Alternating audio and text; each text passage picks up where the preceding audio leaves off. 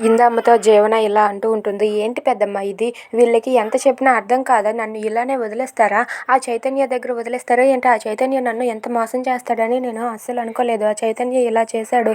ఇప్పుడు నేనేం చెయ్యాలి? నేను మాత్రం ఈ మెడలో తాళిని ఉంచను. ఇది నాకు ఒక ఉరితాడులా ఉంది అని చెప్పి తన మెడలో తాళిని పట్టుకొని లాగేస్తూ ఉంటుంది. అది చూసి ఇందమ్మ అయితే, ఏమే వెర్రిదానా, నీకేమైనా పిచ్చి పట్టిందా? నీకు కావాల్సింది ఏంటి? ఈ ఇంట్లో ఆస్తి, అలాగే ఆ ఇంట్లో ఆస్తి కూడా కావాలి.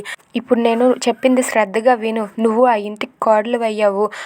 మీ పెళ్ళి చట్ట ప్రకారంగానే అందరికీ తెలిసే జరిగింది. నీకు మ్యారేజ్ సర్టిఫికేట్ కూడా ఉంది. నేను చెప్పేది ఏంటంటే, ఇప్పుడు నువ్వు ఆ ఇంటికి చిన్న కోడలివి. పెద్ద కోడలు ఆనంది అయినా సరే వాళ్ళ పెళ్ళి జరిగిందని ఎవ్వరికీ తెలియదు. వాళ్ళకి ఒక కోడలు ఉందని కూడా ఎవరికీ తెలియదు. అదే నువ్వు ఒక చిన్న కోడలివని అందరికీ తెలుసు.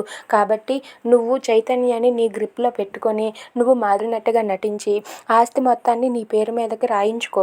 అప్పుడు మనం ఏం చెయ్యాలో అదే చేద్దాం అని చెప్పి ఇందమ్మ జీవనతో అంటుంది. అది విని జీవన అయితే, ఏంటి పెద్దమ్మ నువ్వు మాట్లాడేది? అంతవరకు వాడి దగ్గర నేను భార్యలా ఉండాలా?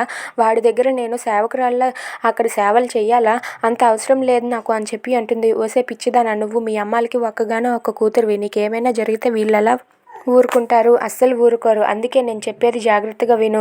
నేను చెప్పింది చెప్పినట్లుగా చెయ్యి. అలా అయితే ఆస్తి మన చేతికి రాగానే మనం ఇక్కడి నుండి చెక్కేయచ్చు అని చెప్పి ఇందమ్మ జీవనతో అంటుంది. అది విని జీవన అయితే ఒక్కసారిగా షాక్ అయ్యి వాళ్ళ పెద్దమ్మ మాటలు విని అలా ఆలోచిస్తూ ఉంటుంది.